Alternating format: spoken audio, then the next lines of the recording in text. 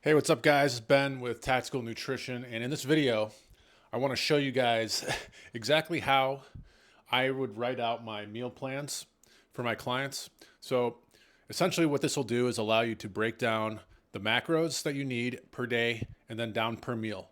So the way I came up with this was actually when I worked at 24 Hour Fitness, I needed something that I could come up with in like 5 minutes to show a new potential client, A, that I knew what I was doing, and B, a workable nutrition plan that would break down the macros they need per day, and then using that to break down into individual meals and snacks. So by the end of it, they have a workable plan that they could use right off the bat. And then from there, I'd say, now you need to log your foods, and then we're off to the races because they learn. I always want my clients to learn about, how much they're eating so that it becomes what I call autonomous, so that down the line they can do this themselves and they don't need a babysitter all the time. So I tend to write really small, so I'm going to start that over here. So what you start off with here is what's called the RMR. I'll make it nice and big here. All right, and what the RMR is resting, metabolic, if I could spell it right,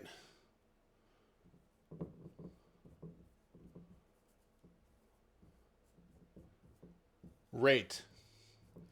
And so the resting metabolic rate is a familiar term. Sorry, my writing is not very good, but whatever. It is a term that just means like it's essentially how many calories your body is burning at rest. So resting metabolic rate means, let's just say you were sitting on the couch all day long, didn't do anything. This is like the minimal amount of calories your body's burning. So the way you figure out a resting metabolic rate, there's different ways. There's two ways that I use. And I got these from NSCA. But the first one is, and you kind of have to use the termination. Like you kind of have to be, it doesn't have to be exact. Let's just say that, because what I would do is if they're lean, like let's say I was going to do it for myself because I'm fairly lean. I'm usually under like 12% body fat. Then I would just times my weight by 10. Right. And so what you do is, if they're more overweight, then you take their muscle mass, and then you need to know their body fat already, and so you can use the body fat to track the muscle mass and times that by 14. So for the sake of argument, I'm going to just multiply my weight by 10. So I weigh 220 right now.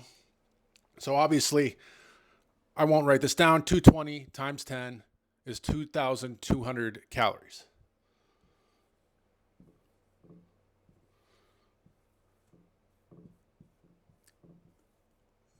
Technically, the term is kilocalories, if you guys didn't know that, but the same thing. So that's my resting metabolic rate.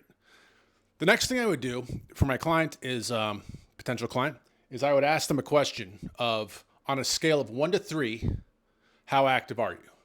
1 being like desk job, 2 being like nurse, you're walking around doing some things, and 3 is like construction worker, you're roofing, you're doing something like that. Each of those I would constitute about 250 calories. So for the sake of argument, I will say that I'm actually, like right now, I'm just at a 2. So that's 500. So we're going to add that 500 onto this to get a total of 2,700 kilocalories. Now from there, this is now a maintenance calorie intake for that person, because it's incorporating their movement and their resting metabolic rate. And again, it's not all going to be exact. As I'll get to at the end of the video, you're just getting a baseline, and then it's up to you as a trainer or the client, if you're just doing this yourself, to, see how you look, see how you feel, and see how the results are going, and modify it from there. So don't be nitpicking me here out there. There's ways that you can go in and get a breathing mask and see exactly what your VO2 is, but So from there, now in my case, I'm trying to gain quite a bit of muscle, right? So if I were to, let's just say I want to gain 10 pounds of muscle. I want to be up to 230 and I don't want to gain any fat. So I'd rather do this the right way, which is kind of slower instead of like shoveling in burritos and stuff like that all the time. So I'm going to add 500 calories. Now the average person, actually what we'll do is we'll use weight loss because that's more common. So the common idea for weight loss is you take 500 calories off from what your normal daily metabolism is. So in that case, it's kind of interesting because the math actually for writing this whole thing out, it's not very difficult. It goes right back to 2,200 kilocalories because it's just negating my movement for the day. So that is my target, right? So essentially my target is my resting metabolic rate. And this happens quite a bit. So from there, now we're going to use the percentages, and this depends on what you're going to do. And some people aren't going to agree with what I'm saying here, but what I'm going to say is 40% carbs, 30% fat, 30% protein. Right? So what I'll do here is let me pan the camera down just a little bit here.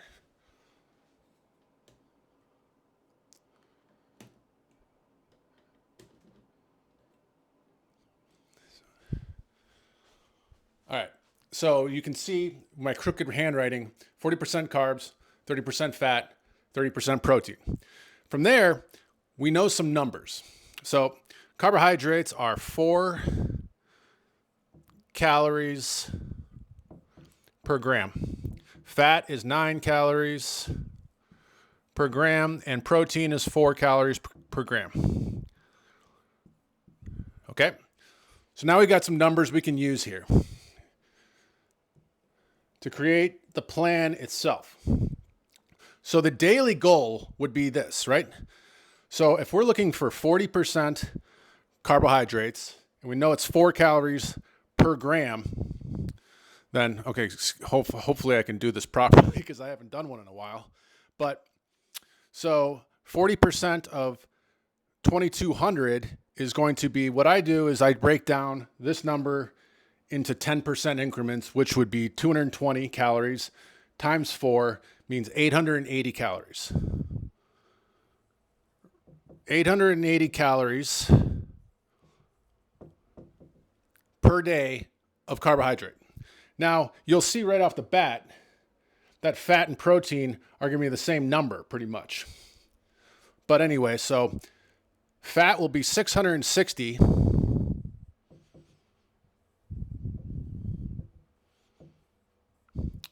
And then protein will also be 660.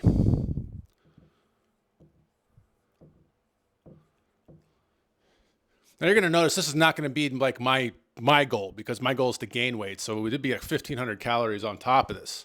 But so we know that carbohydrates are 4 calories per gram, right? So 880 divided by 4 is 220. That's 220 grams per day. Fat is 9 calories. So 660 divided by 9 is, let's say, what is 9 times 7 is 63. So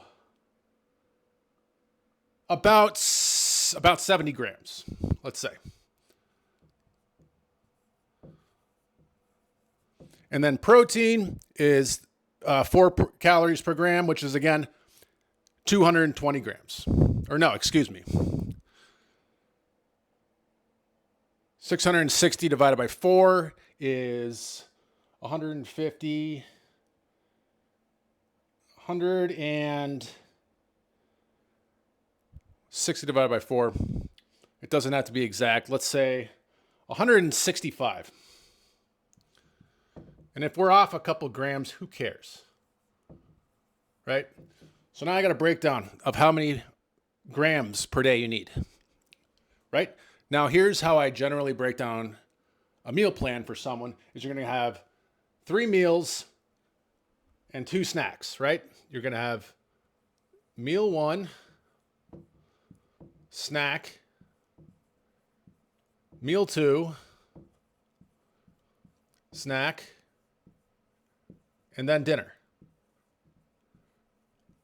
Now, I know out there in the video, trust me, this is not how I eat. This is just a template. Don't get too nitpicky with, oh, I do intermittent fasting. You shouldn't be eating breakfast. That's not the point of the video. Just showing you how to break down these numbers, okay? So now, if we're doing 3 meals, right? This is where you kind of have to do a little bit of math, but it's not much. So in terms of carbohydrates, let's say if you do 60 grams per meal, that's going to give you 180.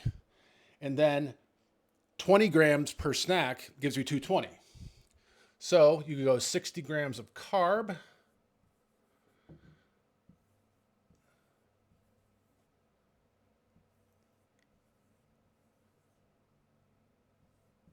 CHO, and then 20 grams CHO. So we got our carbs. When it comes to fat, okay, so 70 grams divided by 3, let's say 10 grams, or let's say 20 grams per meal and 5 grams per snack. 20 grams of fat.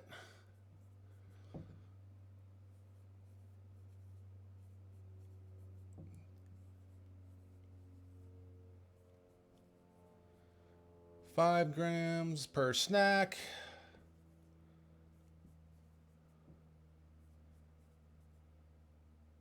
And I'm running out of room, so I'm just going to write out the protein number here. So we're going 165 grams of protein. Let's say, and this is where you kind of, as a coach, you make you decide with your client. But I would say, I don't want these snacks to be too small. I'd rather have them have a little bit bigger snack. Is let's say 40 grams per meal. 40p, I'll put. That gives us 120. And then the snacks would be about 20. A little more than 20. And there is your meal plan. Sorry guys, I'm 6'4". Bear with me. So, I hope this helps you guys because as you can see, I start out I'll just go over it real quick. Resting metabolic rate.